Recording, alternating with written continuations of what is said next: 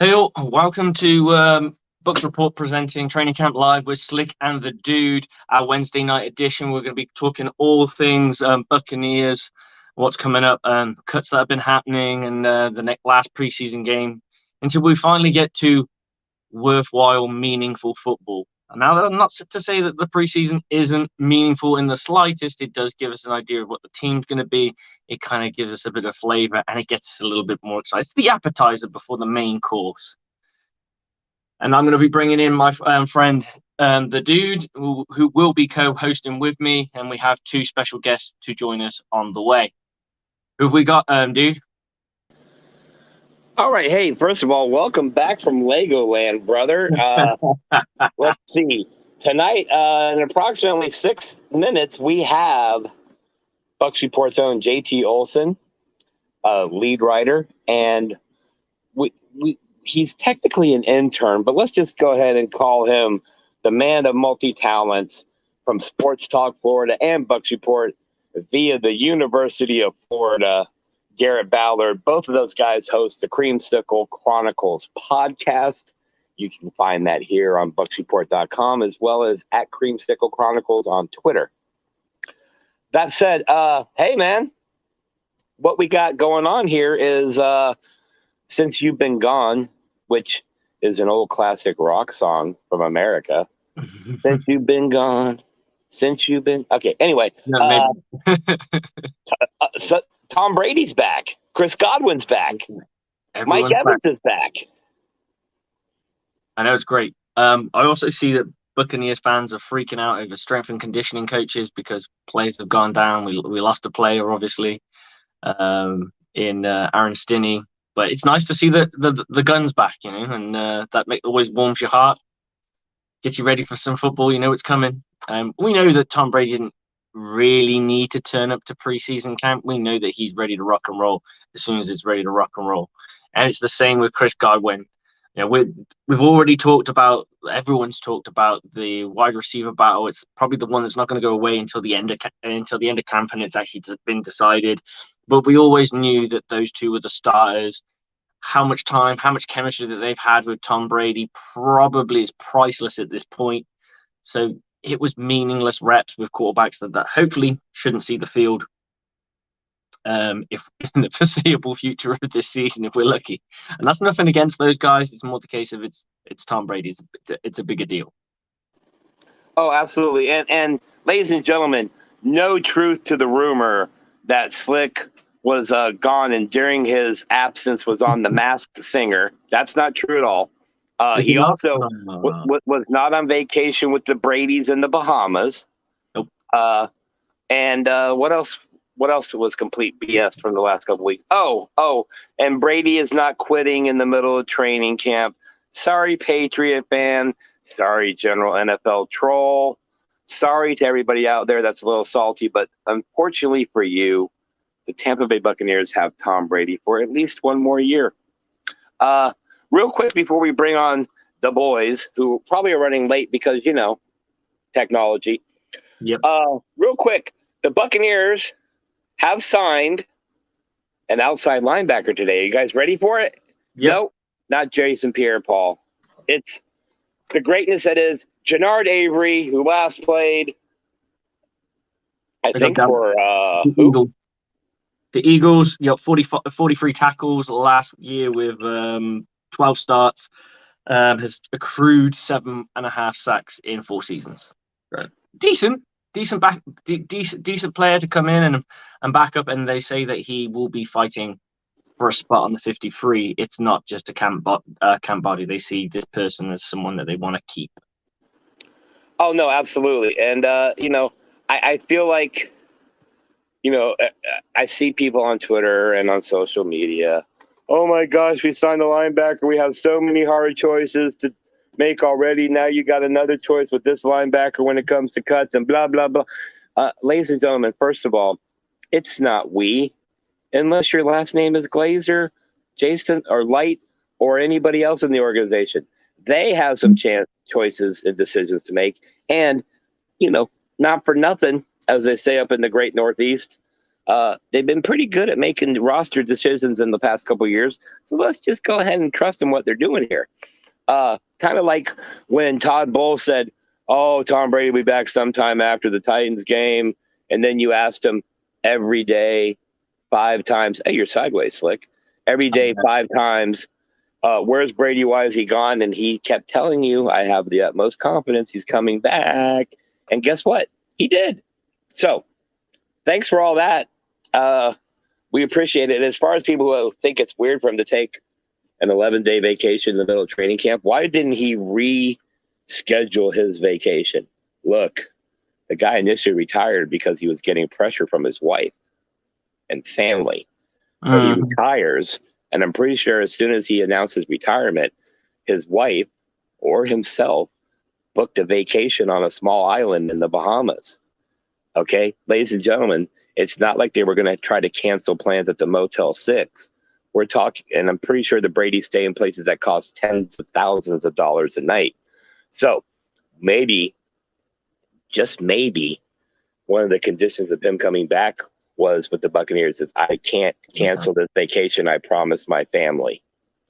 And if you're in Gisele Bundchen's, I think I said that right, seat, he said he retired, you were happy. He unretired, you're obviously not very happy about that.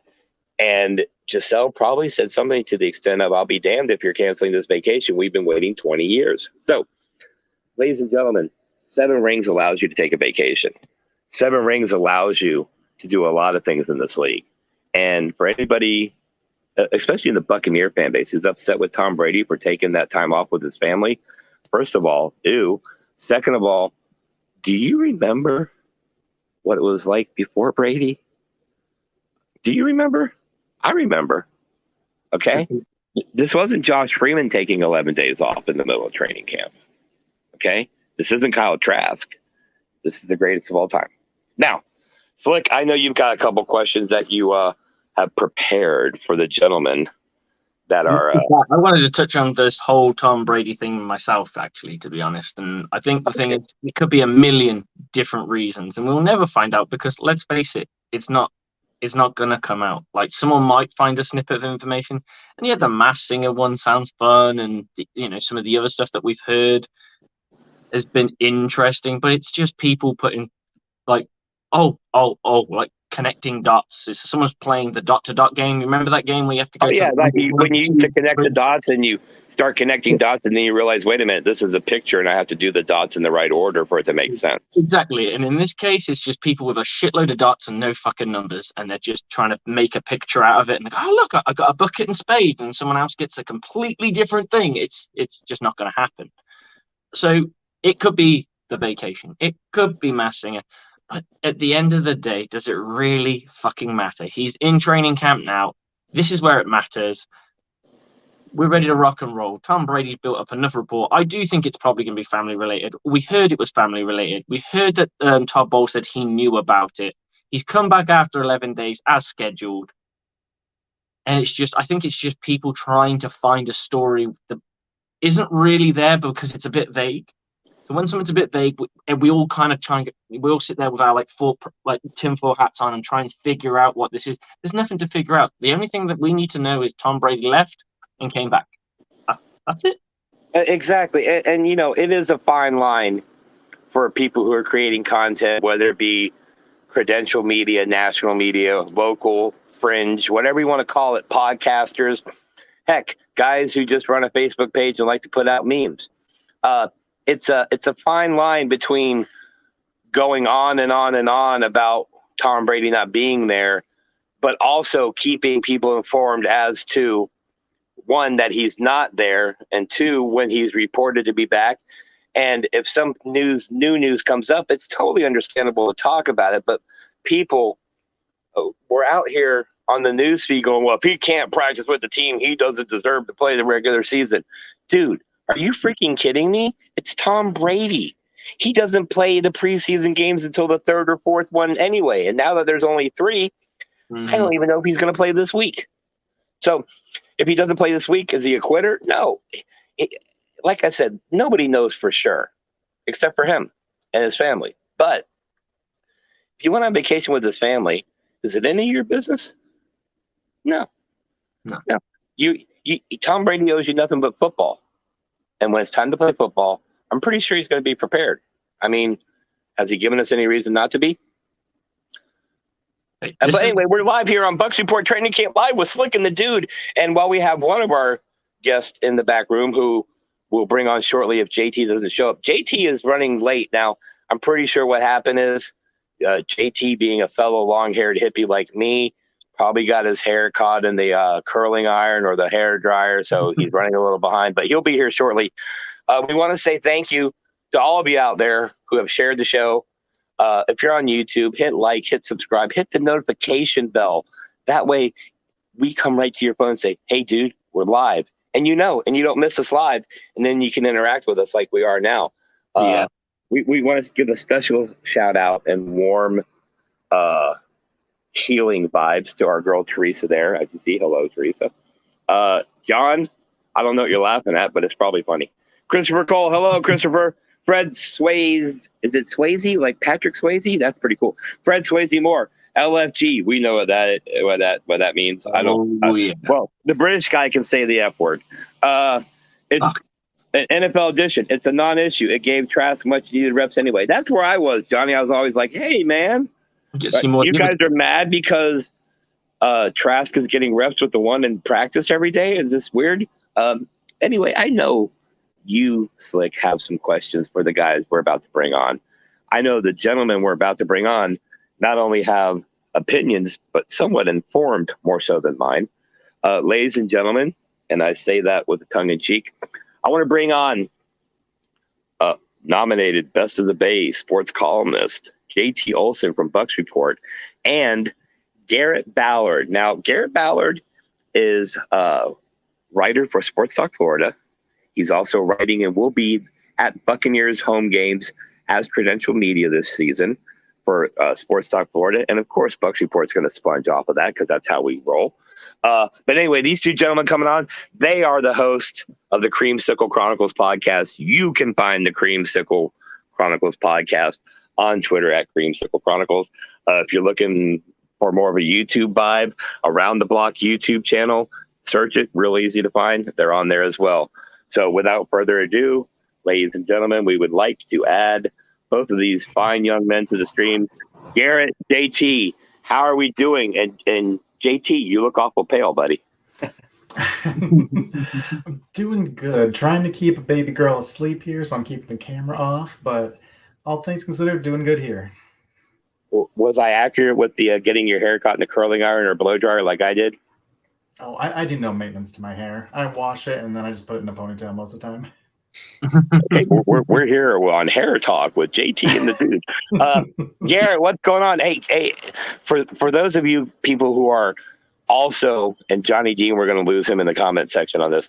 For those of you who are baseball fans, Garrett has been putting out exceptional Tampa Bay Rays content on Sports Talk Florida. Go to sportstalkflorida.com. and click on it and look for that Rays content. And please share it and support this guy.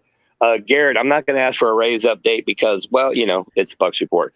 But I will say, both of you, Slick has some questions lined up for you that he wants to get answers from. But before we go, before we start, I should say, I need to find out where all these people watching can find you on Twitter and when your show is, so they can catch you either live or at least catch the replay of it. Yeah. So myself, you can find me on Twitter at NFL Ballard, BALLARD. JT, I'll let him tell his Twitter, but Creamsicle Chronicles, we go live on Twitter on JT's Twitter every Wednesday at 9:30 p.m. Maybe a little bit later today, depending on what we got here, but just right around that time. And then if you want to catch a replay, you can find the link on Bucs Report. You can go catch either of our Twitters as well. Yeah, and then you can follow our actual Twitter account at Creamsicle Crew on Twitter. And then if you want to follow me, you can find me at Icewater Olson, which is just my last name.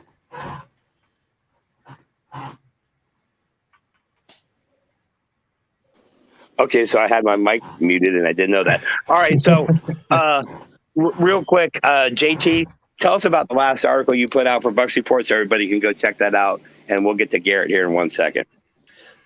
I did a couple this week. I did a review of Robert Hainsey and the game he had versus the Titans. I came away pretty impressed with him overall. I thought he did a very admirable job versus the Titans starting nose tackles.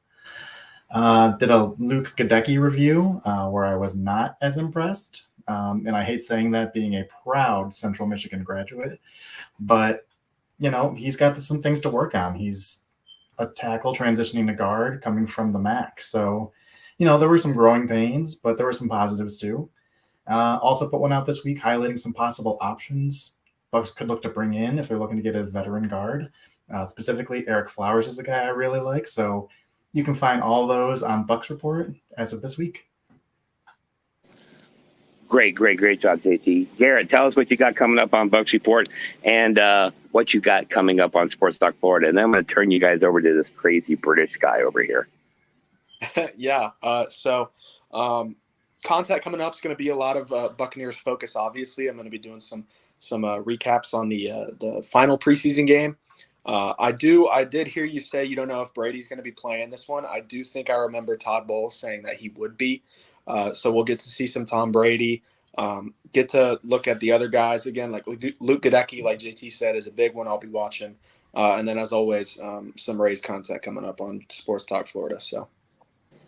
Awesome. All right. The only thing I really want to know from you guys is I'm not even going to address the Brady being gone situation because if anybody wants to talk about that, just go to social media. Yeah.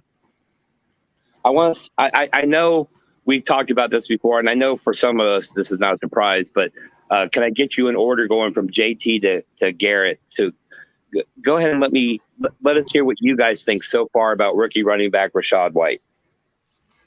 Oh, I've really liked what I've seen from White. I really like his patience. He sets blocks up very well. He's got really good vision. He brings a lot in the passing game, more than any back we've had here in a long time. I think back to, was it Charles Sims, who was basically exclusively a pass catcher, and I think Rachaad White looks a lot more promising than that overall. So I think White has really stood out, and I'll be very surprised if he doesn't win the running back 2 job. Yeah. Kind of just echo everything JT just said. Plus, they have him back there doing some returns. So he's pretty much do it all right now. I remember JT and I were talking about him on our last podcast episode, and his skill set is really, really similar to that of Le'Veon Bell.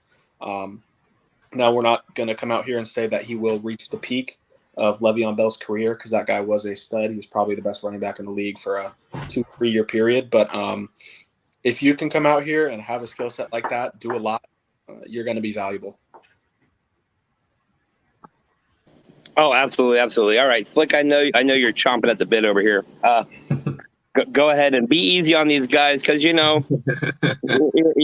this is only their second time on with you. No, I'm gentle.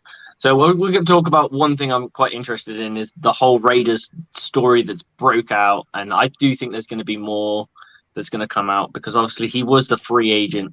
Is this just a case of people just trying to find a little something and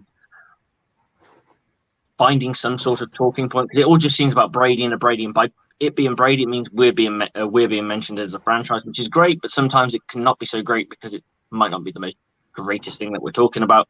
But with the Rays, what do you think Gruden didn't like that he squashed it?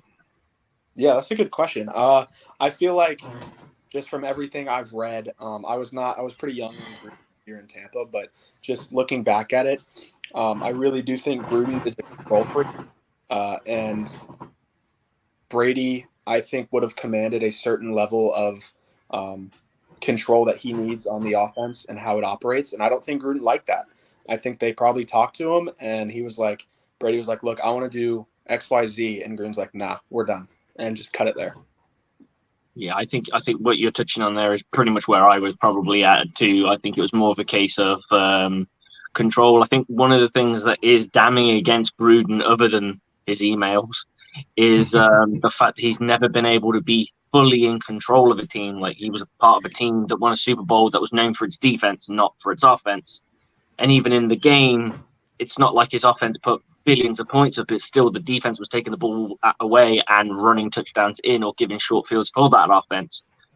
And he's never been known as that guy who's just come in and turned a franchise around. He's only been in winning spots, really. And to have someone like Brady, who has that kind of, I guess, he already had like Gruden already had like he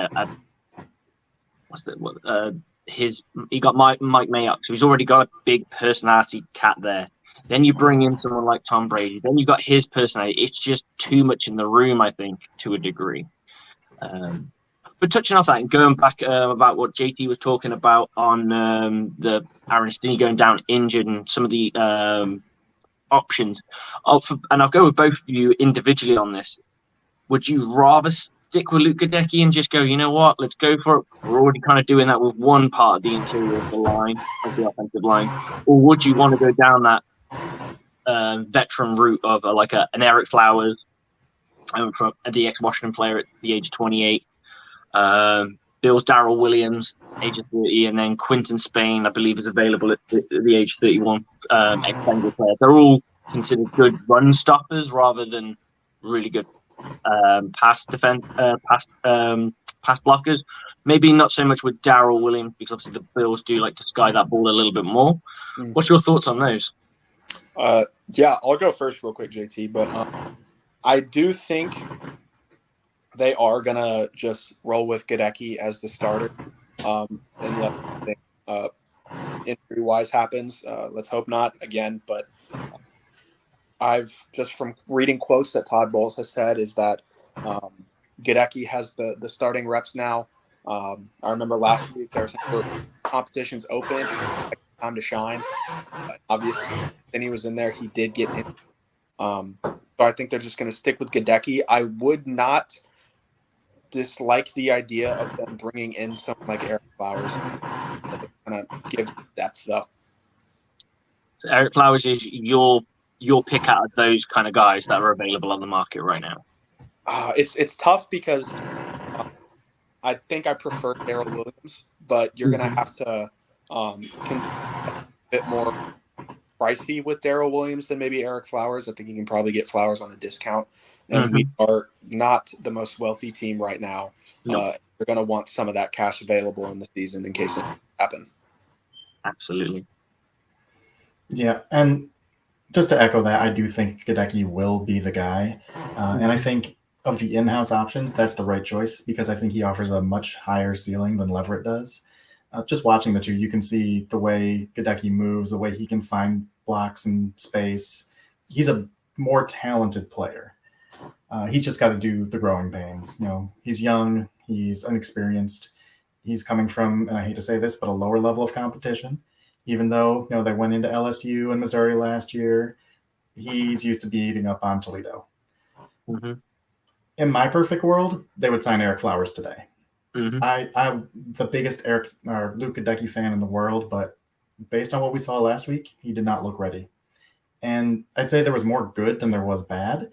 But even if you're 70-30 good to bad, that 30% of plays you put on film, you know, that's Tom Brady getting hit. That's Leonard Fournette being blown up in the backfield. That's a holding call that's killing a drive.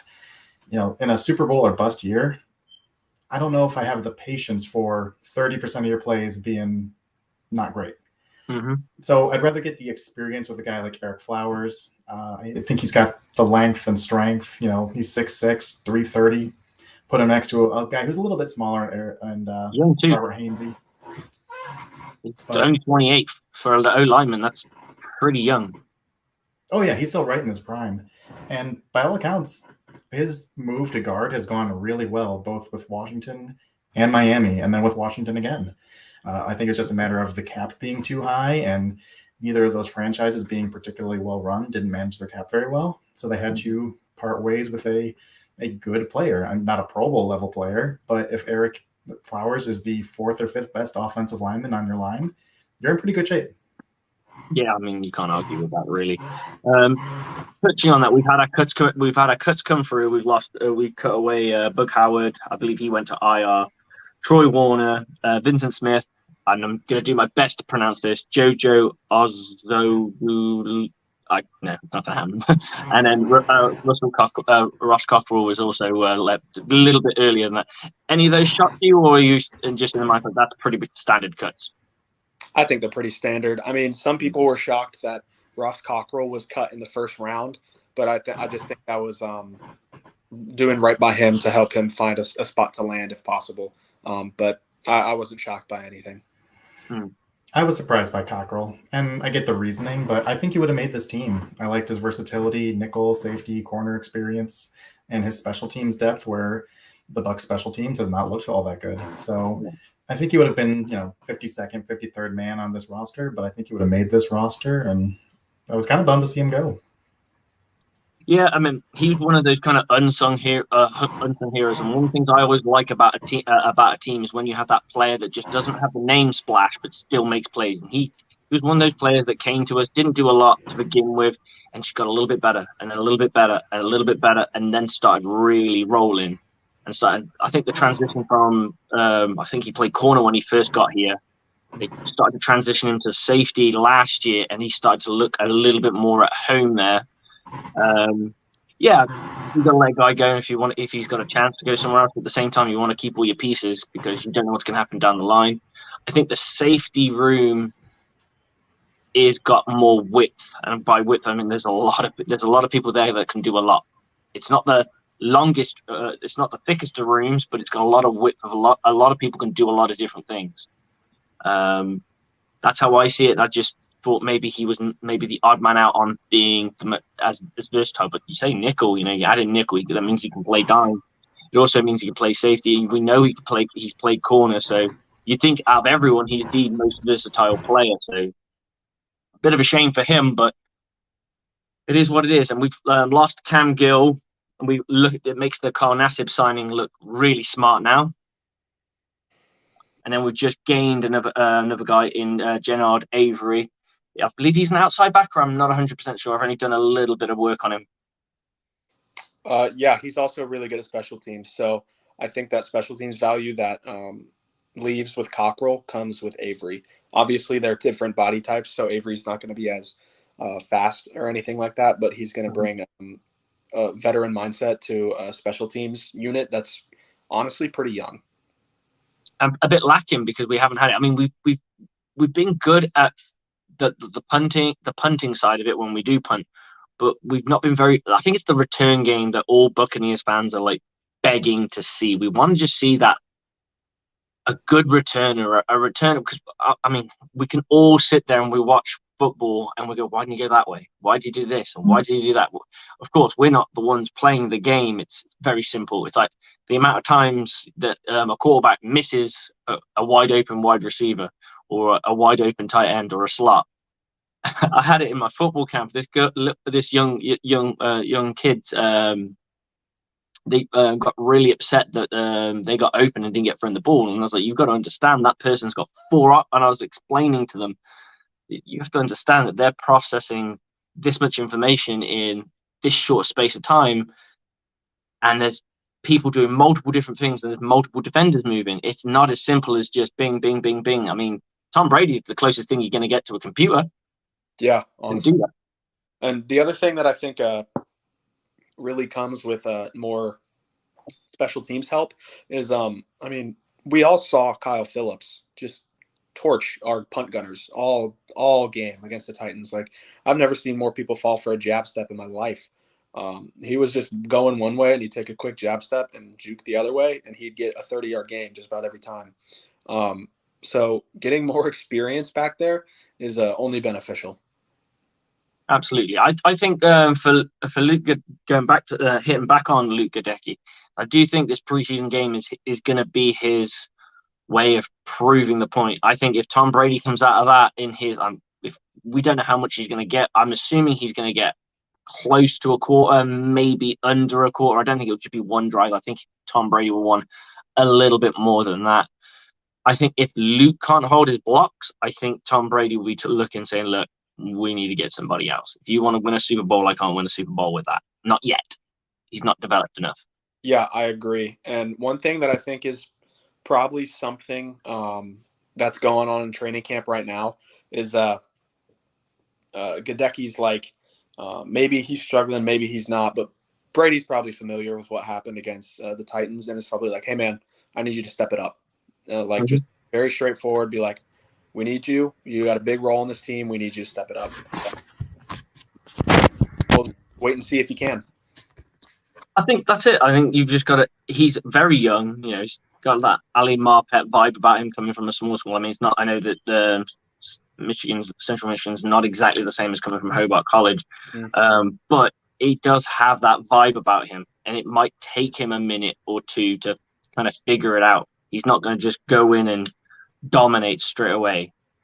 And most offensive linemen don't. It usually takes them a year to develop. Not everyone is like a Tristan Wirfs. I mean, we can't believe how well we hit big on him because of you look at the development of other players, and you just go. I'm just going to put it out there, and you go from the other side of the line, and you go with Smith, who has had his struggles, and then with Tom Brady has looked. I wouldn't say amazing. He's no Pro Bowler, but he's been serviceable and he's done his job. And yes, sometimes he can be a bit of a liability. He's had help with Gronk, but we know that the Buccaneers have loaded up of other guys that can on the tight end position, particularly that can block. So it's not like he's going to be left alone. It's not like that line is completely reliant on just that inside guy. So there are things that they can do. They can be smart with it, but I do think this is kind of like, let's see what he can. Let's see what Luke Kadecki can do. Yeah, the other thing that I kind of would just real quick want to highlight. Sorry, JT, if I'm cutting off anything you want to say, but you're good. A guy that the Bucs drafted that they brought in, Keith, the tight end. For all I care, that dude's a 6th offensive lineman. That guy is one heck of a blocker. And if you want to, you can stick him next to Donovan Smith. Get Smith to help out Gadecki on the inside and just let Keith be there with the edge rusher. He could probably handle him unless it's like TJ Watt or a Miles, like a stud. But like the average edge rusher, I feel comfortable with Keith, to be honest. But then you can always get your then this is where you get into the whole game planning and you get into the whole build-up of things like that. This is where you get someone like a Leonard Fournette who, if he does break that contain, he's going to get that low blocking on him, cut him down, give that extra couple of seconds as well. So exactly, that's the difference in the play that we got here. I'm just hoping that with Rashad, I haven't seen much of his blocking. That's something I wouldn't mind seeing, because if you're going to be the number 2 guy, I think you're going to have to be able to pick up a block. For sure. Absolutely. So tell me a little bit more about the Creamsicle Chronicles. You guys do your own little show and podcast. What do you talk about? What is it? Just general book stuff? Do you dive into the past? Because I'm hearing Chronicles, I'm hearing Creamsicle. So tell me a bit more about the show. JT, you want to get this one? Yeah. So it's all up, current stuff. We don't talk too much about the past unless it's off season, the dead content, the whole month of July, really. When we started this podcast, it was just before the draft. So we covered all our draft stuff, and then we had a month and a half of nothing. And we're talking about minor league baseball team names and, trying to scrape the bottom of the barrel for news. But the season's starting to pick up. This is going to be our first actual season with this podcast. We're still fairly new. So we'll do a lot of game breakdowns. We'll do a lot of previews of the next game. We're a once a week show, go for about 45 minutes to an hour. It just depends on what there is to talk about. And we try and give it a thoughtful, insightful perspective. We do some film analysis. Nothing too in-depth on the show, but we do our homework so we can come in with an educated opinion. And it's more evaluation and kind of dialogue and discussion more than a hype cast. This isn't going to be show off my Buccaneers tattoo. We're going 17-0. If you badmouth Tom Brady, F the Saints. That's not this kind of vibe. It's more informative, more it's kind of looking at what we got, what we should expect, kind of breaking it down. Okay, so thinking about what we're going to expect, what are you guys expecting from this wide receiver battle now that Cyril Grayson and both Brashad Perriman are considered questionable for the upcoming game? So they could play, they might not play. Do you think that damages them? Because in the first game, we had guys like Jarrett Stearns and Devin Tompkins making plays in that first game. and not necessarily. I'm not saying those guys are jumping straight in. It's it's really difficult to kind of figure out who's going to go. For me, Tyler Johnson's really stood out in this preseason the most out of all the wide receivers, more from skill set than and ball handling. I mean, he did look a bit shaky to begin with, and then he just kind of grew and grew and grew from the first game.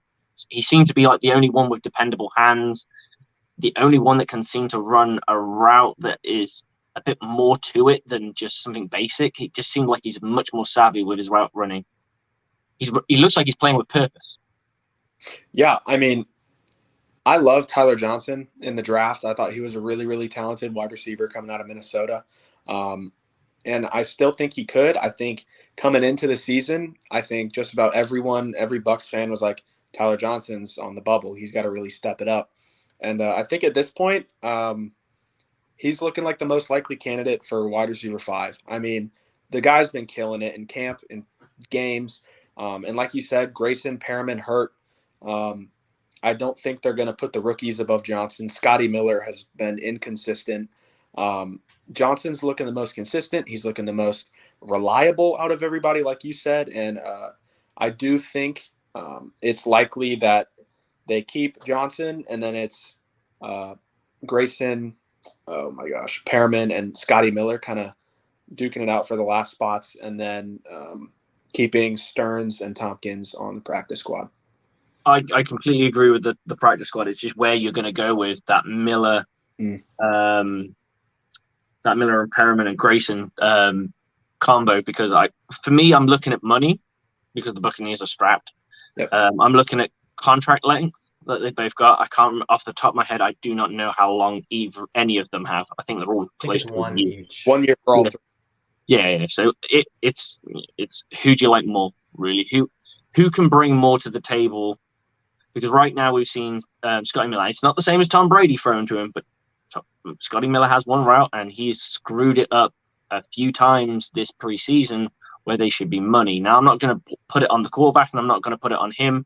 You can put it on timing. That's probably one of the hardest routes to hit because it requires basic trigonometry, isn't it? It's not an easy one to hit, but it's one of those ones that you want to have in your arsenal. We saw for a long time, if you're a Buccaneers fan, we saw a long time of Jameis Winston struggling to get the ball to Jackson for a long time. Could always hit Mike Evans, but that's because Mike Evans has the wingspan of, just got to chuck in his vicinity and he's going to magnetize the ball to his hand. When you have a littler guy who's got the speed but not quite the wingspan, you really need to place it in there so that they can go up there and get that. And that just shows how accurate Tom Brady really is, that he's always thrived with having a deep threat or a guy who can, make plays on the outside and burn up and be little, which means they don't have the impressive wingspan. They don't have not always the impressive leaping ability to go up there and pluck the ball out of the air and still make those plays. I think that makes him so underrated as a football player, personally. One thing I'll say about Scotty Miller, he has gotten open in this preseason. He hasn't always caught the ball. He hasn't always, got the ball thrown his way. And, frankly, with Kyle Trask in there, who is a beat slow mentally, just lack of reps, young player, processes slowly, going back to his college days. The timing is a little funky, but the ability to separate, the ability to get open, that is what I'm looking for a lot of the time when I'm kind of evaluating these preseason games, because you can't always count on making the gritty catch. If you're covered, it's great that a guy can make a great end zone catch. I go back to Jarrett Stearns' touchdown with Kyle Trask 2 weeks ago. That was a great catch, great throw. He's not always going to make that catch because that's a difficult catch. The ability to separate, that's more consistent to me. And we've seen enough from a guy like Scotty Miller to where he's typically going to catch that ball. Okay, so I think we're all on the same thought process here of that it's going to be Johnson in. And I'm going to go with each one of you. Who is the last guy, in your opinion? Last guy in. Last guy. Brashad Perriman. I'm going to go. I lean a little more Perriman, but I really like Devin Tompkins too. I think Tompkins will be practice squad because he's so under the radar that I don't think a team would pick him up. But if you won't be able to put the other guys to a practice squad, they will be picked up 100%. It's a little bit more tougher for the other guys because they don't have as much. I think most of their reps are going to be from pre-season, so they might, but they could just quite easily slide under the radar and they stay on the practice squad. I don't know the rules this year. We were able to protect practice squad players, weren't we? There was like you could designate 1 or 2 or something like that, and that was during the whole COVID thing. I don't know if those rules apply. I think they do. I know it's still 16 on the practice squad, which is the expanded number that went into place then. So I haven't seen anything saying otherwise in terms of kind of that protected 3 or 4 or whatever it was. No, about it. Okay, well, I mean, like I said, everyone seems to be in agreement here that that's what it's going to be. But here's a guy who's got something. So Corey Brown said, would the Bucs trade Scotty Miller for an O-lineman? And my answer on this is it depends on the team who you're trading with, and it depends how good the O-lineman is. So it's not as simple as just going and grab any old lineman. And I said in the former show, and I've always said this, when we were talking about J.C. Tretter replacing Hainsley, I always thought of something else. It's like, let's say for the sake of argument, we did just have something come out where there was a rumor saying that Jensen was going to be back by between week 4 and week 6, and then Greg Allman of The Athletic came out and said, no, it's more like the playoffs that they're looking at. We could get lucky. It can happen a bit sooner than that, but that's where the team is targeting. And my thought process with JC Tretter and Ryan Jensen is you're only going to get one of them. You're only going to get one of them for 1 year. So you're going to get JC Tretter if you were to sign him. You're only getting him for 1 year. Could he be pushed to guard? JC Tretter? Let's say for the sake of argument, hypothetical here, Ryan Jensen comes back earlier than expected. He comes back week 8. You've now got 2 super stud centers. That's not going to work. You need to use all. You want to have the best line you can put out. Could one of them slide? I mean, I have no idea. I really don't.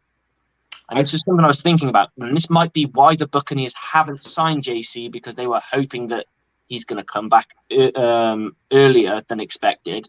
Now, obviously, it looks like less. But at the time when I think I did a show and said this, you're kind of looking at, well, now we've got 2 great centers, but the interior isn't. Stinney was never a superstar or anything like that. He just had a really good game and a half in the playoffs. Yeah, you can't complain about at all. Like he held his own against a team that's in the Super Bowl. They didn't get to the Super Bowl by accident. I feel like they probably could slide to guard, but I think it all depends on how Gadecki's doing. I also feel like the reason that they ended up not signing Tretter is because, well, I think he could be good in a gap power scheme like the Bucs have. He thrives in a wide zone scheme. Like that guy, he can move really well, and he's good at it, and he's really good at it. I just think it came down to scheme fit rather than their hopes of Jensen coming back early. I feel like they knew from the get-go that Jensen's injury was going to be at least the regular season, and they're kind of just holding him out so they don't have to put him on IR now to keep him out for the entire season. And like Greg Allman said, hope that he's able to return for the end of the playoffs.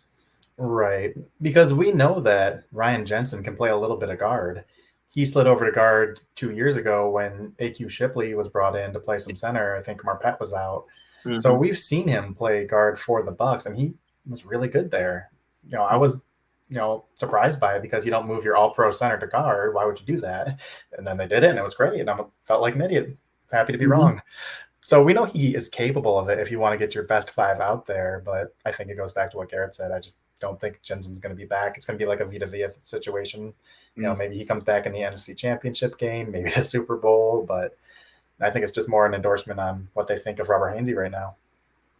Yeah, I think so. And you said you did one of you did a report on his ability. Can you give us your in the nutshell? Because I don't want you to ruin your report. I want you to get guys out there. So tell us where we can find it, so we can dissect it, and just give us a little bit of the flavor of that report. Sure. Yeah, I wrote a little bit more in-depth article on Robert Hainsey. I went back, I watched every snap he played, and he played against the Titans starting nose tackle, who I believe is named Tyir Tart, and he is not a good nose tackle. He was a practice squad player 2 years ago. He's kind of fought his way to get onto the roster. So this was a opponent you really wanted to see Hainsey handle, if not dominate. And he did. He handled him really well. He felt in control. He moved him at the point of attack. He moved well down the line. I wouldn't say he absolutely dominated him and put him in the dirt, but there was no question Hainsey was in control the entire game. Mm-hmm. It wasn't until later that Tart really started to have highlights himself. I do remember that name kind of flashing up a few times during that preseason game, and I think that's when we started rotating and putting guys in there. And I think some of that came when he slid over a spot and went up against Gadecki, which is when I was critical of Gadecki. We saw Hainsey handle this guy. He slid over one spot and he blew past Gadecki. Tackle for a loss on Fournette. So that was kind of a measuring stick. The same opponent tells me a little bit where each guy is. Yeah, a little bit. I think so. Also, we've got to look into if it's a passing play, then you're looking at the release time. There's so many variables to it. So, and then was it a case of just mental diarrhea, so to speak, and he just didn't know what his assignment was, and he was still thinking that someone else was his assignment. And there's so much that goes into it. And I think, for Luke, this will be his. If he wants to shine, now's the time. It's got to happen now, because I don't think the Buccaneers are at this point where they can just keep waiting on a player to develop, because you've already in a situation where you're putting someone who you'd rather not be in. This is no discredit to Robert Hainsey at all, because obviously he's had his due, he's had his chance, and he's, by all accounts, a lot of people are talking a lot of good about him. From the moment he set foot on that field as the replacement. And I know players sometimes they're kind of must have roboted to say those kind of things. We see it with Hill saying that the best quarterback that's ever thrown in the ball is Tua, and we're all sitting there. You had Patrick Mahomes, mate. We're not buying this. So we know that they're gonna say stuff like that, but it's encouraging to hear players, coaches, and then even someone like yourself being impressed by him in preseason. When you add that up, that means he's obviously doing something right. It's funny because we recorded the night before Jensen's injury. And in that podcast, we had talked about, wow, I haven't heard any buzz around Robert Hainsey. We're hearing stuff about, Zadarius Hutchinson and, Nick Leverett, and I haven't heard a word about Robert Hainsey. And I'm like, well, I don't think Hainsey's developing. I don't know what he's doing.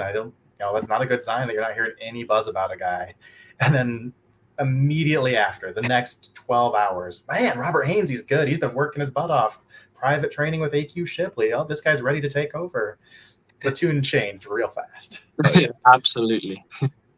It was pretty funny. I do remember that. I remember finishing recording, waking up in the morning, and then seeing, Jensen's done. And then, like JT said, it was just all Robert Hainsey. Hainsey this, Hainsey that. It was pretty funny to see. It is kind of interesting how it does kind of flip. I mean, obviously you've got to keep that momentum going. You don't want to just turn around and go, oh yeah, we're screwed. No one wants to say that, do they? Really? Yeah.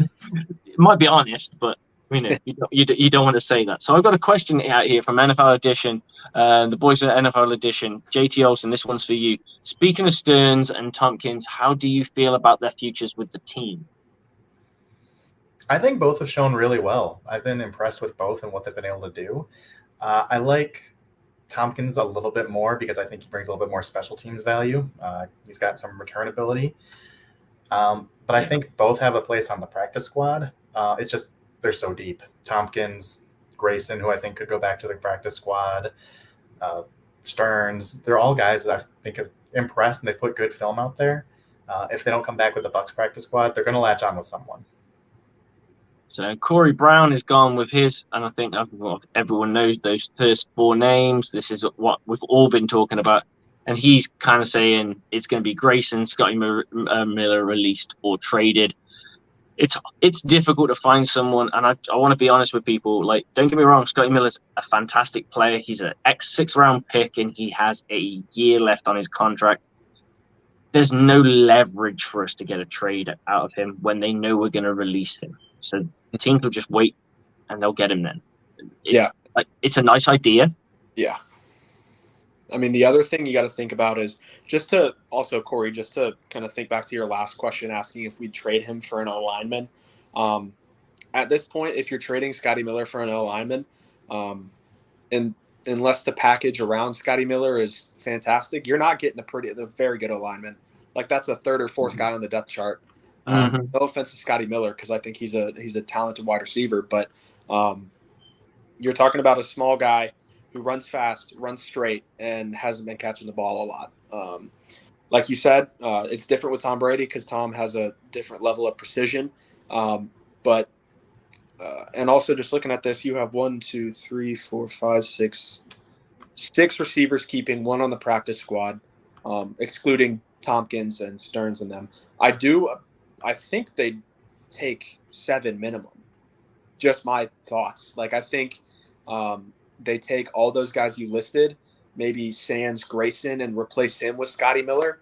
But I think at a minimum they're taking 7 receivers. That's just my thinking. And I think they do keep Miller because of his chemistry with Tom Brady. I mean, Scotty Miller, like, you can criticize him all you want, and I mean, they're fair. Like, I've criticized them, but the dude clearly he's clutch. He's clutch. Yeah, he's so clutch. Like, there was the Vikings game, the Packers game, obviously, the NFC Championship, Raiders game. Right, yeah, just so many games of him just coming up with a huge catch, and it was all on that just 9 route, just right up the sideline, and Tom Brady dropped in the basket. That's valuable. I mean, Slick, you were talking about it earlier. Like, speed is a valuable thing on an offense, and when you have someone that can do it consistently like that, and then a quarterback that can consistently deliver him the ball, it's super important.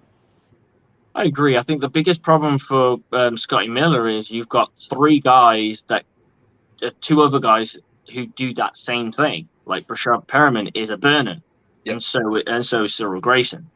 That's where just experience with the team and Tom Brady comes into play. So I think it's a little bit of special teams value there too, putting Scotty more on punt coverage. And he had that game where the guy fumbled, muffed the punt because he just went. That arrow speed, that, like as you said, straight down the field speed, that works because you start to feel a guy before he's even near you, and then you're thinking about being hit before you even catch the ball. So that homing missile speed that he's got could well help him. Oh yeah, and we could see a different Scotty Miller in preseason, because I doubt they're going to risk Godwin in that game. I doubt they're going to. They might give Mike Evans a few reps. Julio Jones is apparently yet to pick a number. He's probably waiting for a certain wide receiver. I don't know which one. I don't know all their numbers off the day. It ain't going to be Scotty Miller. I don't know the other guy's numbers, but there's going to be someone whose number he's eyeing up. Someone somewhere's got a number that he wants. I do remember a quote of Julio Jones was asked about the number, and he said, "The number doesn't make me, I make the number." So I don't know. He just might be slow with it, but fair enough. I mean, I can agree with that. And then good fit for a team. Scotty Miller played for the Chiefs, Lions, Bengals. I mean, he could play for any team and still be successful, as long as you've got I mean, Bills 100%, but they've just got a lot of guys. The Lions room is pretty shallow. He could go to the Lions. Corey's not a Scotty Miller fan, I'm sensing, but I do. I was gonna say, who Scotty Miller reminds me a lot of. Speaking of the Bills, he reminds me a lot of John Brown. John Brown was a guy with that same skill set, really fast, undersized, kind of one-trick pony, and he had some really good years. I think he started with the Cardinals and then bounced to the the Bills a little bit, and he kind of made his. It wasn't a super long career. I think it was 6 years, but that's 6 quality years from a burner. Yeah, exactly. And they say the NFL, the world is done by 4, so for the average contract. So that just goes to show. But with Corey Brown talking about trading him, you've got to compare an apple to an apple. And I would say an apple to an apple right now would be you're looking at a guy who is within his 1 to 2 years left of his contract. He's probably a guy who's in a similar pick situation. or is maybe a little bit higher but hasn't achieved as much. If you're looking at going for an O lineman, he's probably a 3rd to 4th choice O lineman. That means he won't make your Buccaneers team anyway. So you'd have to leverage it with something else. And I don't think the Buccaneers want to give too much away, because at the end of the day, why would you? Unless you've got an abundance of something. Like, we have an abundance of wide receivers, but no one's going to want 3 wide receivers in a trade package unless they've got a really terrible wide receiver room and they like 3 burners. Yeah. Can I give you a totally unrealistic package for Scotty Miller? Go on. Why not? Let me give you Scotty Miller and the 64th overall pick to the Patriots for Isaiah Wynn, who has been reported he's being shopped recently. And there's your backup offensive tackle. You got quality depth there. You feel real comfortable. Never going to happen, but it would be great. That would be crazy. The other thing I just do really quick want to say is that Jason Light likes his draft picks. There are very few instances where he's parting with a top 100 draft pick. I mean, you look at it like we got Shaq Mason for a 5th, we got Gronk for a 4th. Like we're making deals with day 3 picks. You rarely see him be like, "Yeah, I'll trade away this pick for a player." Like he'll trade back. Like we saw him trade back this year, but that was for like a pick just outside the top 100, the one we got Kate Otten with. So Jason Light, I don't think will be parting with a top 50, top 100 pick plus Scotty Miller for a guard. No, because your whole team changes the next year, so you've got to be realistic in what you want out of it, because you can go and do that, and it might work. And if it doesn't, then you end up with another guy that you're stuck with. It's really hard to kind of get that balance. So I think once you get into training camp, unless you feel that what you've got isn't good enough, that's when you go and get someone. And I've always stated that when you look at things from a football point of view, a lot of fans in general will just turn and look at a player who's playing bad, and will be like, I'll go with Chris Conte for years and years and years ago. Chris Conte was playing bad. We all remember the infamous Pittsburgh Titan. I can't remember the Titan's name. Which, in all fairness, versus a safety is always going to happen. I don't know why you get such a bad rep out of it, because Earl Thomas got turned around by Derrick Henry. So it's not like it's a bigger guy going up against a much smaller guy. You're going to 9 times out of 10 lose that battle. But anyway, my point being was, as soon as that happened, everyone's like, "Oh, you got to get rid of him," and it's that knee-jerk reaction. I'm like, but unless you have someone ready to come in who's going to do the job better, that you actually have that upgrade in the bank, then you stick with what you've got. Because until you can show me that you can do it, I don't know what I've got. I'm then going on unless that person's so bad that I have to get rid of them, and it has to be that kind of a situation, I'm going to roll with what I've got until I know I can find somebody else who is 100% better, that I know that I'm upgrading. It's the same with Donovan Smith. The same thing happened with him. People saying, "Oh, we need to get rid of Donovan Smith and get an O lineman." In an offensive left tackle market that was dead in the water at the time. I think it was just after it was either the last year of probably both years. Last year of James Winston, the first year of Tom Brady. There was a lot of talk about getting rid of him for an offensive for somebody else. And then there's the whole talk of moving somebody from right to left, and people just don't really understand that because they're human beings. And the dude's back, so that's always good. Oh no, he's gone again. he likes to have a little peep now and again. Oh, we got somebody here. Are you staying with us? Johnny Dean, you here? No, he's peeping too. Okay, so one thing, I'm going to go on and talk about this. A lot of the knee-jerk reactions I always see is, obviously with Stinney going down, the Buccaneers strength and conditioning team gets a lot of shots. And I think you probably, have you seen this? Like when Mike Evans has gotten hurt with his hamstrings, he's had a few hamstring troubles over the last 3 years. James Winston, don't remember, he had a few issues in the playoffs where he was a bit banged up, and then last season as well.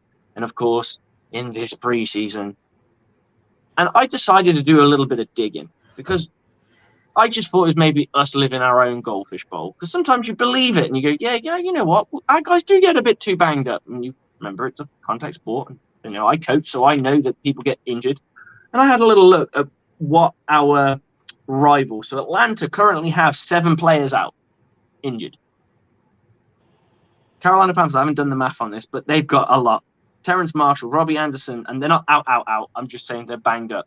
Keen Tolson, Duke Johnson, Matt Corral, Amir Bruno, Spencer Brown. The list goes on. The LA Rams have 1, 2, 3, 4, 5, 6, 7, 8, 9, 10, 11, 12, 13, 14, 15, 16 guys out injured. So do we have a strength conditioning problem or are just people freaking out? I think it's just the injury bug, man. Like, I mean, you were talking about it. All teams everywhere have people injured. I just think we're getting unlucky that they are to meaningful players. Yeah, football's a violent game, and guys rolling into your knee in the middle of a block with Stinney and Jensen, that's not a strength and conditioning issue. That's ligaments tearing. That's nothing you can do about that. That's just unfortunate. Yeah, I think you can understand with a few hamstrings, but it depends on how much people push their bodies. You've got a guy who's thumping it up the field. Yeah, you probably will tear some. I mean, I didn't really suffer from a hamstring tears for quite a while, but I remember as I got a bit older and didn't warm up as much when I played football, I could feel that hammy starting to pull a little bit more. And I'm like, oh my God, I'd never noticed that. And I never warmed up. I never believed in it because I just didn't think it did anything for me. I got more out of breath in the warm up than playing the game. The other thing with Mike Evans, real quick, he tweaks his hamstring every year, and he's fine. Yeah, that's it. It's when you're sprinting and you're sprinting straight line speed, that is probably something that you're going to get at times, especially when and then you got the whole changing direction. He does a lot of comebacks. He does a lot of hitches. JT and I were talking about it. A guy that size is not supposed to be able to move the way he is, just in any way. Straight line, like you said, comeback, anything like that. So his legs are on a lot of stress pretty much constantly. Absolutely. So going forward with the next preseason game, what do you most want to give me 3 things that your takeaways that you want to see, and give me 3 things other than injuries that you don't want to see. Yeah, JT, you want to start? Sure. We've talked about it a lot, but I'm going to be watching Hainsey and Gadecki. Hainsey looked good, but he's still in a position where he has to continue to prove himself. Gadecki didn't look good, so that's the one I'll be watching the most. I'll actually be watching this kicking competition because I'm really interested to see if Borealis can kind of bounce back and win that job, because he made 4 kicks in his first game, and everyone remembers the one he missed because it was the game winner, but Suckup only made 1 kick. So, by my scoreboard, it's 4-1. So we'll see. I'm not going to be outraged whoever wins that job. We know what Suckup can do, and Borealis has looked good. And then the other thing I'll be looking for is Kyle Trask.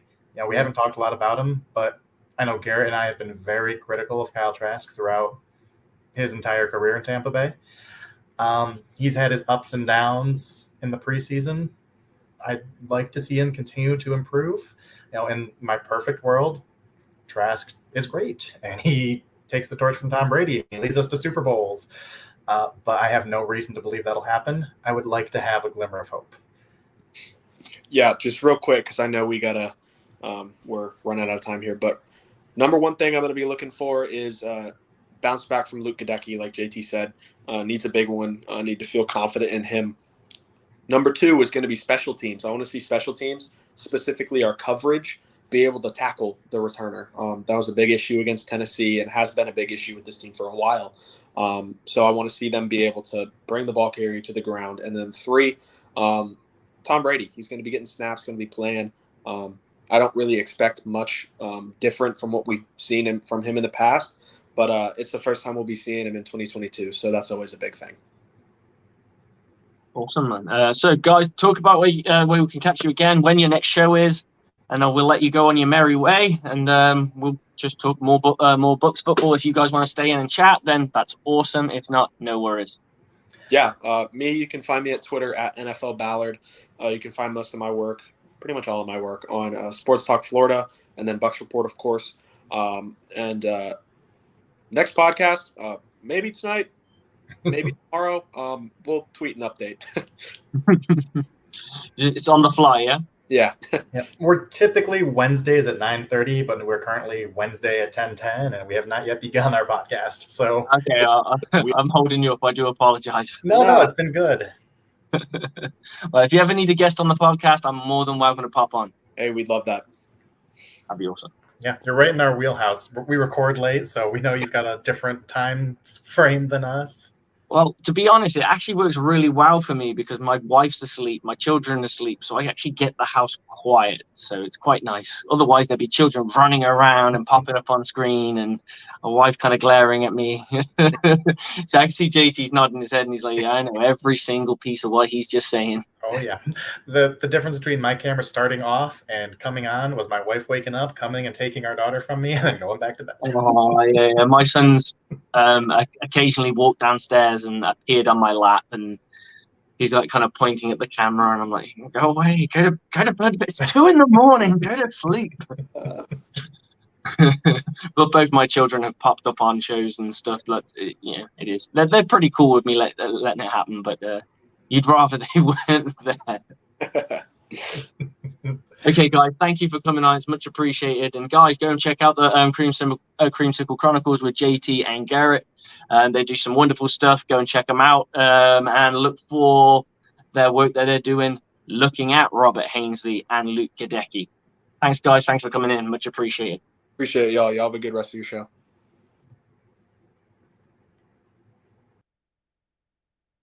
Okay, guys, thank you for that. Let's talk a little about the comments. Let's go through some of the comments. So we'll start off with Tracy Chandler. Hey, guys. Thank you, Tracy. Thank you for talking to us. Thanks for coming on. I hadn't seen you in ages, so it's much appreciated you coming in. I've already had that one. Johnny, whenever you want to talk, just chime in, baby. I was waiting for you to take a breath, man. You never get. I wanted to ask JT a question. Is he still around? No, he's gone. You just slide in. Wait a minute. Here he is, right here. Hey, JT, can you come in and answer a question for me, please? Adam in. Hey, bud. Hey, yeah, I was. I don't know if I can find a comment now. I want to know what you think of Stearns and Tompkins, man, on their future roles with the Bucs. Not this year. I know they got some development to do, but I saw some nice route running from Stearns. Yeah, I think both have looked good. I'd love to see both on the practice squad.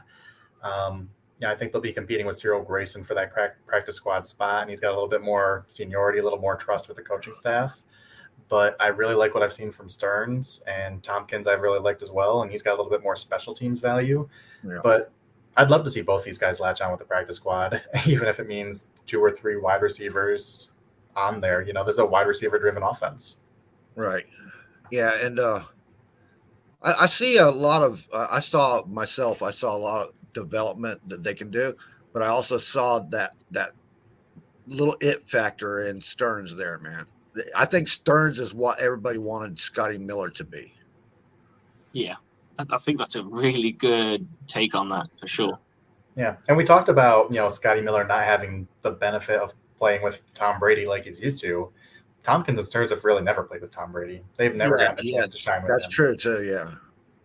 Well, if Trask does end up being the future for the Bucs, that'd fit right there with them because they would already have a chemistry together. That's it. I mean, you got to think that Trask is probably spending more time with Stearns and Tompkins, and that's why they're probably able to have that little bit more chemistry that he would have with Scotty Miller. Well, this year's been the most reps that most times Trask has even touched the ball. So I understand everybody was complaining about why is Trask still in there? Why is Trask? He needs the reps, man. He's been here a year and hadn't had half the reps he had in that one game, Yeah, and this is a time to really evaluate him because the Bucs are going to have a decision to make next year. Are they going to roll with Trask, or do they want to move up for a guy like Will Levis or that kid from Miami, Van Dyke?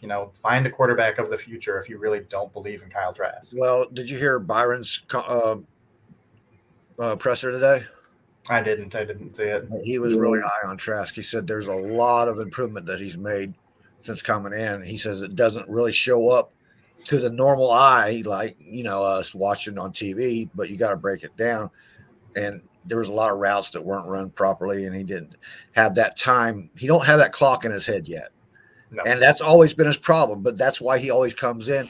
Like in high school, he sat behind somebody. In college, he sat behind somebody. And now he's sitting behind somebody here. If he can't develop with the staff around him to develop him, and Tom Brady sitting there, then his future don't look too good in the NFL, period. Yeah, and I've been very critical of Trask. So to hear Leftwich praise him in that way makes me a little cringe because, even things going back to last week, he left one of his receivers absolutely out to dry, and it was an absolute hospital ball. The guy got leveled and he just crumbled to the ground. And we saw that in college. Did the same thing to Kyle Pitts, and he was out for a while. He just does not put the ball where it needs to be consistently. One, to complete as many passes as he should, or two, even keep his teammates safe. What they see in him, though, is that accuracy in the long ball. He does have a very accurate long ball out there. You saw that window he put in. He put it right in the window, man. It was like a 6-inch window there, and he put it right in the receiver's hands on that, what was it, a 50-yarder? Yeah, he's had some really nice flashes. I think he hit that pass last week to Tompkins. It was like a 35, 40-yarder. Yeah. And, he stepped up in the pocket, kind of drifted out a little bit, felt the pressure, and threw in a really nice ball. Yeah, I noticed he had the 2.5 seconds plus that time. If you give him 2 seconds, 2.5 seconds, he's as good as any quarterback out there, I think. He's like I said, he's got to develop the rest of the skill set. But out of that draft class, I'm not really worried about his position. I'd like to see him make it. I root for the kid. I watched that Alabama game, and I watched what he went through in that game, and I kind of fell in love with him there. I'm not a Gator fan. I'm not in one particular. If I claim any college team, and it'd be probably UCF. You know what I mean? But I don't. I do all the college teams. But yeah, I like. You've got a kid in each one, haven't you? Well, on all the top 3 Florida schools, yeah. Yeah, and I know I have no connection to any Florida school. I guess I could call myself a little bit of a Florida fan because they fired Jim McElwain, which allowed him to come to CMU, and he's been a great coach for us. So that's the only connection I have to any Florida school. I played 2 years in Colorado with the Buffs. I had a kid. Well, they're 35 now. They're old now. But I had a kid in Miami, Florida, in Gainesville, and Jackson, Tallahassee. So I can't be biased,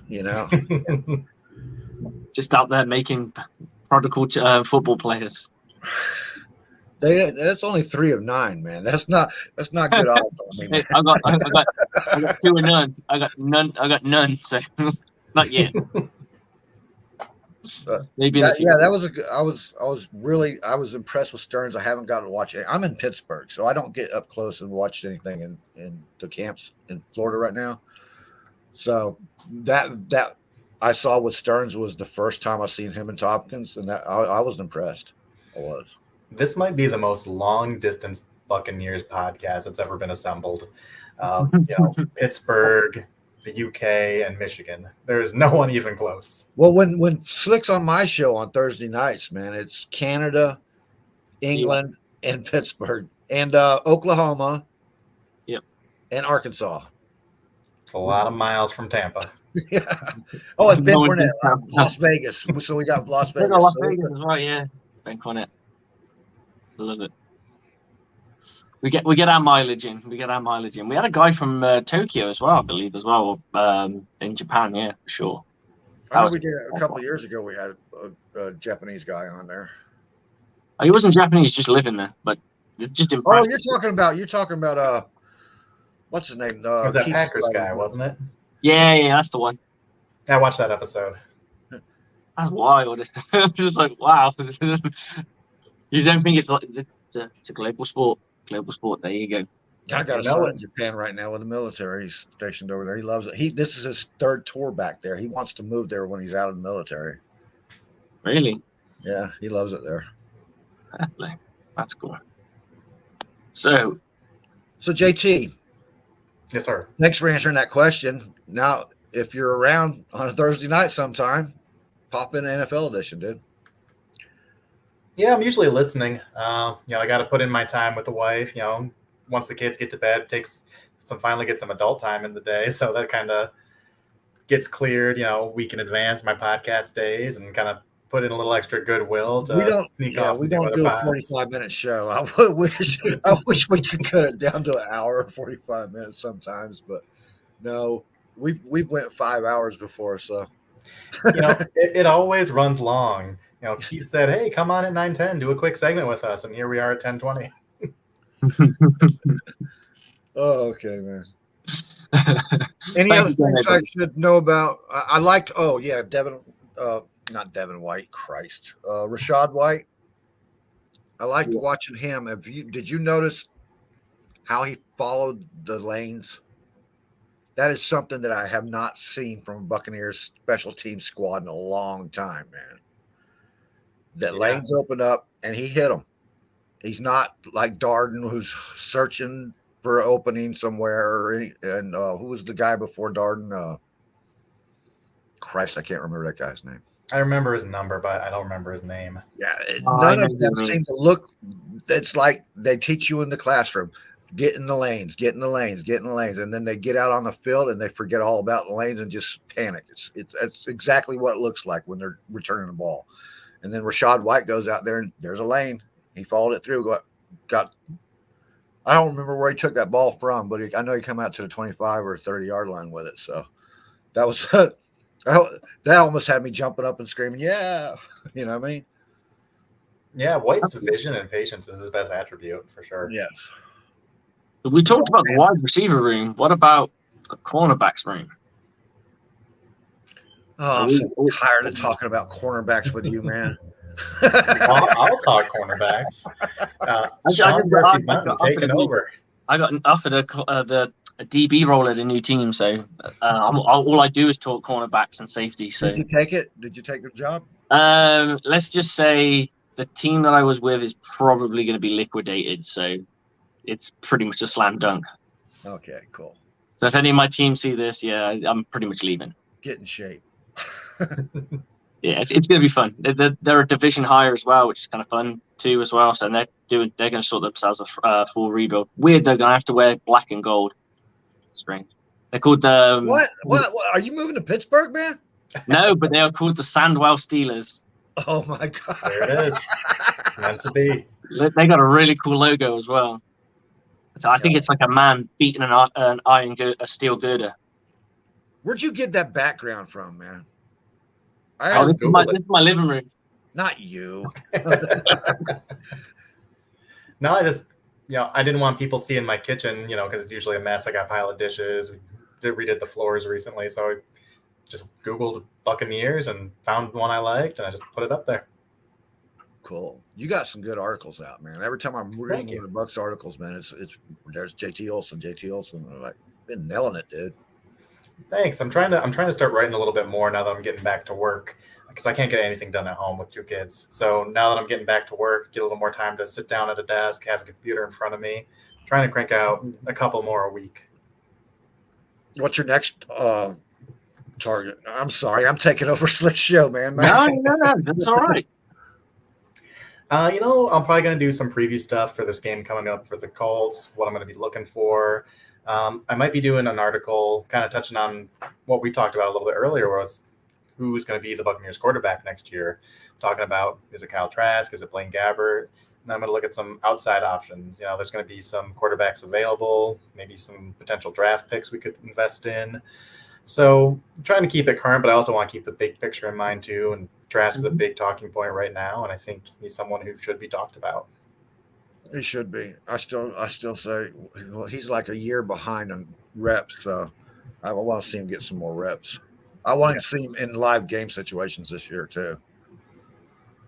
Well, Bucs are up 40 at halftime. Get him in there. That ain't going to happen very often. This schedule, man. You've seen this schedule. We play the Falcons twice this year. That's 2 opportunities. There you go. Can't take the Lions for granted no more. shoot, there's a lot of teams out there that's improved a lot. Like the Panthers might be a surprise in this league, in this division. Yeah, I like the Panthers roster, actually, especially now adding Baker, who I think is okay quarterback. He's flawed, but he's better than what they had. He took a team, the year he came into the league, he took a team that was 1-15 to a playoff game or a playoff contender the next season. You know what I mean? So you can't rule them out. You can't. With good coaching there and a good scheme. I think he was kind of a function of that, though. I mean, Myles Garrett. Well, he's walking into the same situation right now. They had a solid defense, and they had a two-headed beast at running back or something. What was the play call? Hand it off. Now I know he could pass the ball. He's a good quarterback. He's a good quarterback. It remains to be seen how far he can go, I think. Well, see, that's the thing. That's why I like him in this system, because he's going from one system he's used to almost an identical system. He's got the team around him, dude. And I think it's not going to be that Browns team, because that Brown team was way more stacked than what he was used to. Well, that Panthers team's got a great defense, dude. It's got a great defense. It's got a good running game. They're set up to run the ball, actually. So, offensive line is much improved in Carolina this year. Yes, it is. Got to hope that running back stays healthy. Which one? The main one. Christian McCaffrey. They don't really need to rely on him now. They don't. He was the staple of their offense for a long time. Look what was Mike White or Mike whatever his name was his backup last year, and then he had such a good year last year that he got a starting job somewhere else, dude. No, I'm not saying he's bad, but he's not there now. I'm not talking about him. I'm talking about that team is built. The offensive line is built to run the ball like that. How many games did they win with him? Who knows? Irrelevant. We're 2-0 with him. That's always good. I'm not saying he's bad or that their team's bad. I'm just saying it's not the same. They'll be better than last year for sure. I think the Saints are still a team we have to worry about because we can't beat them. There'll always be a team that we have to worry about. Trevor Siemian versus Tom Brady, and who would have thought that Trevor Siemian would win that match? Come on, man. Well, that defense just translates. What'd you say there? Oh, go ahead. One of you. I was going to say the Saints have something that always translates. They've always got a strong offensive line, and they've always got a good defense. That defense ain't gone nowhere either. So it's gotten better. They added Tyrann Mathieu. Yep. Yeah, they're going to be a real problem. I'm sorry, I'm a Bucs fan, but I'm also a realist, and I've marked them off as losses to us, man. And the Rams game. I still have nightmares 1979, dude. So the Rams have always been a pain in our ass. I was -10 in 1979. Just to erase those memories of that, I love the memories of the season where we got to the championship game, but the championship game, I wished I could erase that from my memory, dude. I have nightmares about that shit. We had the number one defense in the league that year. Ben Cornett joined in with his this game against the Colts is vital for the kickers. Suckup, I think, still has the edge on Bogalis. I hope I said his name right as we speak, but hopefully guys get an opportunity. Okay. You see this? Ben, I never said he was the reason they became successful. He was a major part of their success because they had that team together the year before and they didn't do nothing but 1-11 or 1-15, whatever it was. No, you've got to commend him for it, but they did stack that roster for him. It is a stacked roster. Well, it was stacked before he got there. Don't forget that. I mean, they spent friggin' years of giving away their number one picks to get those guys. Well, I think it's important to highlight. I think they brought in that same year Wyatt Teller and Jack Conklin, so they really solidified that offensive line as they were bringing in Baker, and that offensive line is fantastic. When he first got there, they still had Joe Thomas, all those guys. They had a good offensive line. They've always had a great offensive line for the run game. They always have. You have to in the AFC South, though. AFC North, sorry. Well, look who they're playing in the AFC North, man. Exactly. And look who the Panthers are playing in the NFC South. I think it's a little bit easier competition, except for the top two teams. Well, we'll see how the Browns are this year. I mean, no Deshaun Watson. It's going to be an uphill battle for them. They're going to be stacking that box for 11 games. So it's going to be tough mutton for sure. Well, we've got actual football coming up, which means something.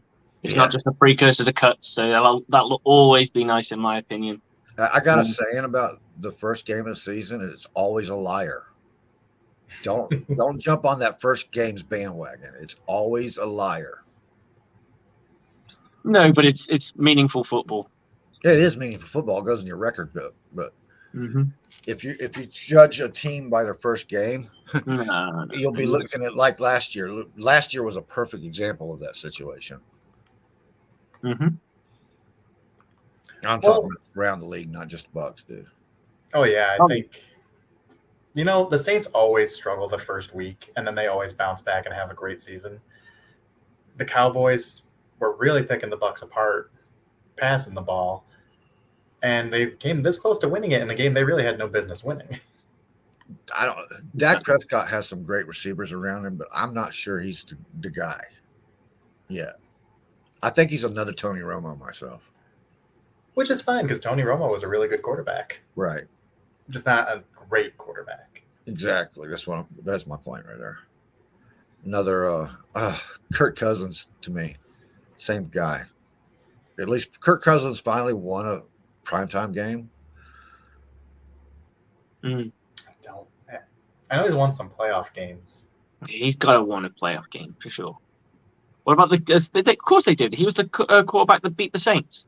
I said he finally won a quarter. Oh, right, yeah. Game. Oh, 5-1. Hey, when you get the first one, maybe the rest come. Oh God, I'm not a big Vikings fan. I'm not a big really anything fan. I'm unbiased in the NFL except for the Saints. I hate them. The Rams. I hate them. It's hard to talk to Sheriff Joe Baggs because of that, because he's the Rams guy. I don't think there's a team I hate. I think the closest I come to hating is the Panthers. Saints. I can live with the Panthers. It's just the Saints. Yeah, I don't see we have to see the Saints. They're our rival. They are our true rival in this division. It's a no-brainer. Who else has a Super Bowl in the division? The Saints. So they have to be our number one rival. Atlanta seems like they're always right there, nip and tuck with us, and it's like, just go away. They're gone. They're like the ankle biter. They're like the ankle biter that just wants to annoy you all the time. But the Saints, that's another bulldog right there. I ain't gonna lie, that's a good. It's like they have a cheat code to us. Yeah, and they probably what happens. What they did was they built their team to play against us. Us in the AFC North, because they used to get their asses handed to them by the AFC North, and they decided, hey, we're going to play some defense too, and they did, and that's what happened to the Saints. That's why they are who they are. Mm-hmm. I mean, what have they had the last couple of years? Michael Thomas out, Alvin Kamara in and out. What have they had the last couple of years on offense except Kamara? Trevor Siemian? Come on.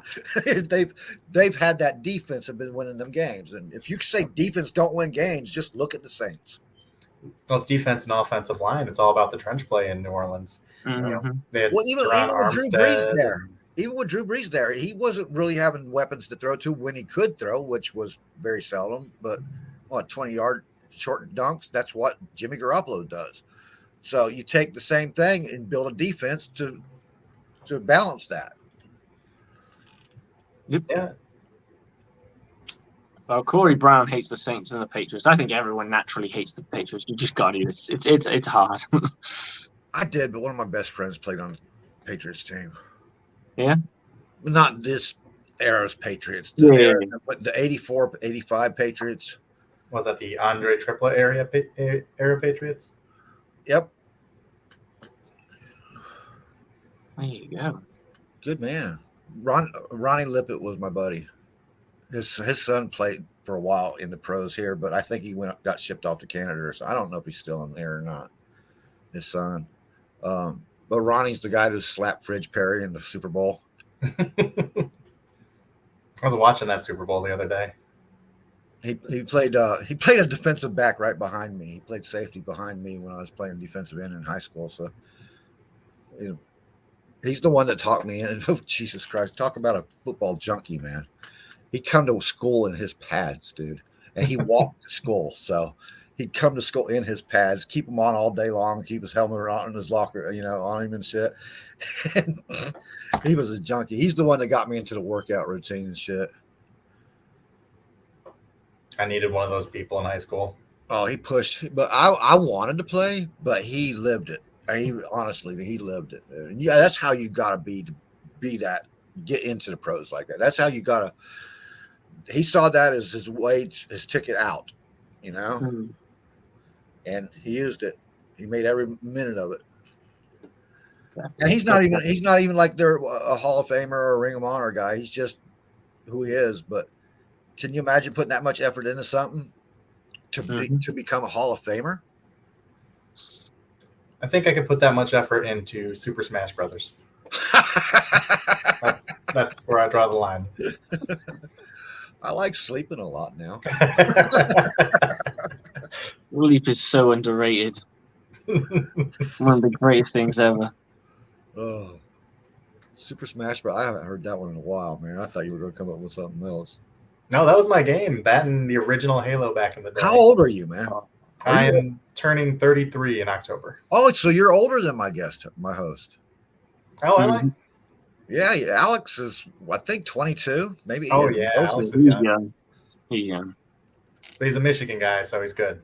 Yeah, I pick at him because I used to love the Spartans and shit. I wanted to go play there. Then I hated them for a while because I didn't go play there.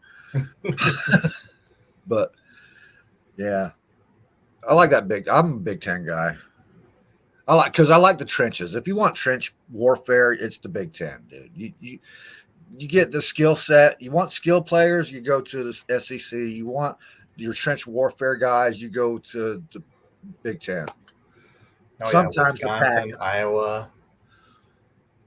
occasionally the Pac, Nebraska, and them guys. But it's shout out to Central Michigan, not Big Ten, but right in that area. Yeah. Not many teams have a first overall draft pick playing on offensive tackle. Isn't that like their first one ever? Probably. I mean, MAC school. How many MAC schools have a player drafted first overall? Yeah, I think so. Not even Khalil Mack. No, he was fourth. He was like fourth or sixth or something like that. Then they had Joe Staley, too, who is a fringe Hall of Fame guy with the 49ers. I know. Stevie over here is dying to talk some defensive back stuff. So, what's the depth? How many corners are on the roster right now before they do the cut down? I think it's 7, 8. I thought it was more like 17. Man, I saw a swarm of them things in there, man. I mean, I'm going with corners. I'm not going with safeties on that. It's probably closer to 12, 13. Something like that. It was a huge amount of cornerbacks. That's why I just like most athletic position let's in football. get down to the cut downs, man. Then I can start focusing here. Most athletic position in football.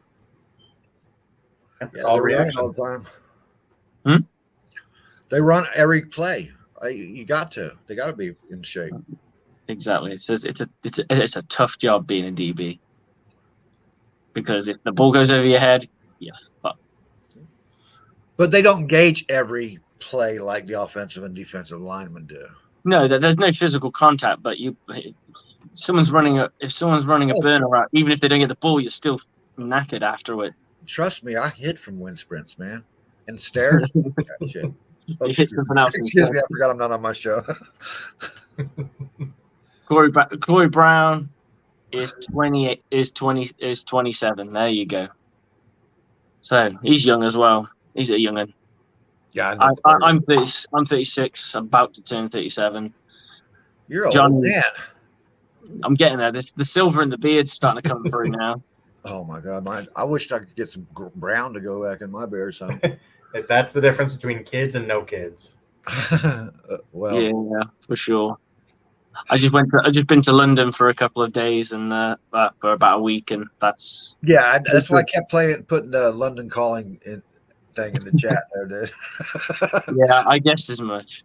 But yeah, it was a good time, but it's really tiring, especially when my son takes a nap while I'm walking around London with him on me. So you toss. He's only 3. Well, you did say that defensive backs are the healthiest people in the NFL. So. There you go. I mean, this shoulder here is probably like good for a fair few years. I don't have to work out on this for a while because of the amount of carrying I did. Yeah, honestly, at one point I thought I was going to fall off. It's just, my arm's just going to fall on the floor. It'll be fine. No worries. At least you can walk then. You'll start looking like that dude on Family Guy in the wheelchair. Steroid arm. Yeah, but it was all good fun, I got to watch the Buccaneers preseason game too. I finally figured out how to get that to work. Which is a bit of a pain in the ass, but finally got that sorted, so that was nice to just sit back. How long was it on before you went, shit, I could have been doing something else? Well, it was early hours of the morning. Everyone else was unconscious, so there wasn't much else I could do. I just remember looking and going, "Oh my God, we're going to score at any point today." Did you have a mini bar in your room? No, we didn't even have a fridge in our thing, so we couldn't put anything in it. So everyone was like lukewarm. Wow! So you're to get on warm beer. So we drank red wine. I drank a lot of red wine. Lousy Yelp review for them, people. A lot of British hotels don't have them, so you go and use the bar downstairs. Cheeky bastards. Exactly. That's exactly my fault. So it is what it is. So I just sat there with a packet of peanuts and some warm beer and watched some football with my Chris Godwin jersey on. Well, I thought all you Europeans were used to warm beer anyway. It's usually pretty cold, but it can heat up. It's been hot the last few days, to be fair. Yeah. Yeah. Not Tampa heat, but it's been pretty hot. Oh, we had a nice fall week last week. This week is back to summer again. Shit. Yeah, we've had that here. Where are you at, JT? Michigan. Oh, yeah, you're getting the same weather I'm getting then, basically. Yeah. Right on the West Coast. I'm 5 minutes from Lake Michigan right here. Yeah, I'm right here on Lake Erie, so. So you guys looking forward to week 0 of college football, as they call it, next week? I hate that. Week 0. Come on, man. Be more inventive than that bullshit. I don't know why they call it that. It's the week that nobody cares about, but everyone cares about. Exactly. It's like you're going to watch it, so put a number on it. Shit. I was going to go to the game that's in Ireland. They got, Ireland. What was that? They got Nebraska versus Northwestern in Ireland. Oh shit!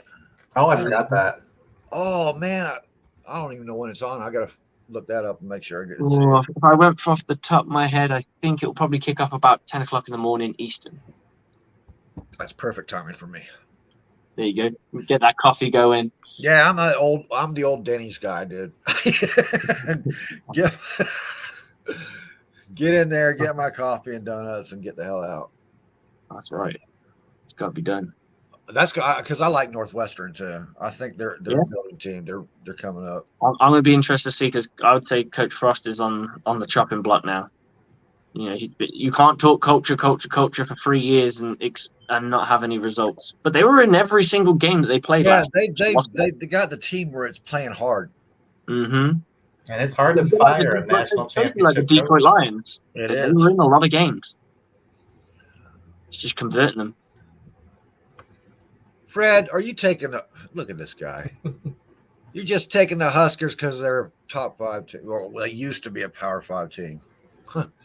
They technically are, aren't they? They're in a Power 5 conference. Yeah, technically. I want to watch Vanderbilt. Yeah? Vandy? Any reason why?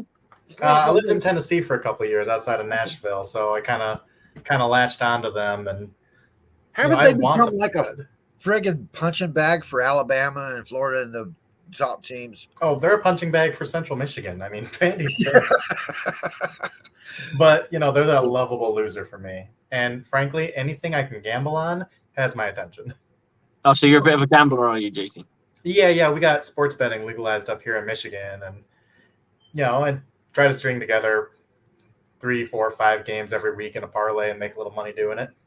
Okay, fair enough. Okay, I like So it. you're in Michigan. You're a Bucs fan. I think you're the first Michigan guy I've talked to that was a Bucs fan and not a Lions fan. Yeah, I started getting into football after, right after Barry Sanders retired, so I never really got to watch him play. And then immediately they hired a GM who had no experience, and they drafted a quarterback. And I remember all my dad could talk about was, oh, they drafted this guy who plays the piano. He's not a football player. And I'm like, man, why do they keep doing all this stupid stuff? I hate this team. So I decided to go with the team that had the cool skull logo. And it wasn't the Raiders. Good. I love that. I'm the lovable loser of me in the NFL is the Lions. I'm glad they got on Hard Knocks this year, so everybody gets a chance to see that. You know what I mean? It's Hard Knocks doesn't make your team better. That's what I want everybody to understand. It does not make your team better. It just introduces you to who these guys are. Gives you a bit of hype. Yeah, it hypes you up. For sure. But what they did last year on the field, those close games, those 1 and 2 point games, those were for real. Now that I saw so much improvement with that team under Dan Campbell. It's crazy. And then they lose their quarterback, but whatever. Yeah, I really like Dan Campbell. I know he got a lot of flack when he first started, talking about biting kneecaps, and everyone's thinking, this guy's a meathead. He's not going to succeed.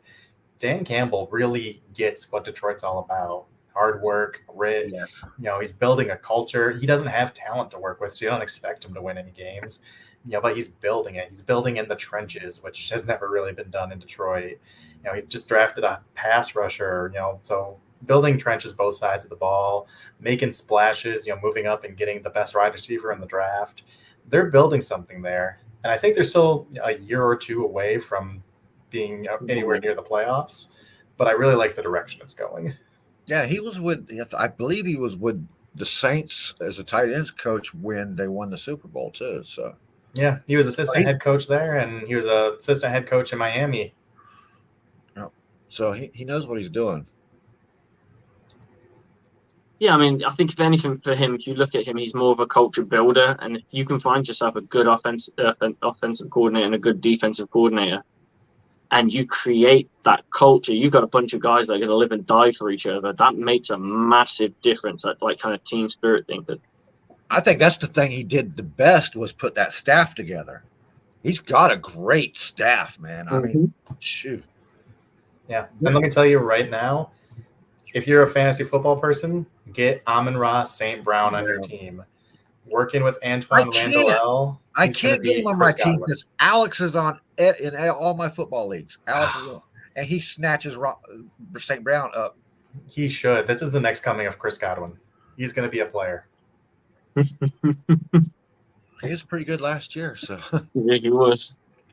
Right, guys, I'm going to have to get to bed because it is almost 4 a.m. So if you guys want to keep cracking on chatting, that's more than enough. But I'm going to go to bed. I've got to get up in the morning. I got to spend the day at the hospital tomorrow, so no, I can't do that. All right, boys. Much appreciated. Thanks for coming on again, JT, and thank you for joining us again, Johnny. It's always appreciated to have you on the show. All right, bud. Talk Happy to you to be later. here. See you, man. Later.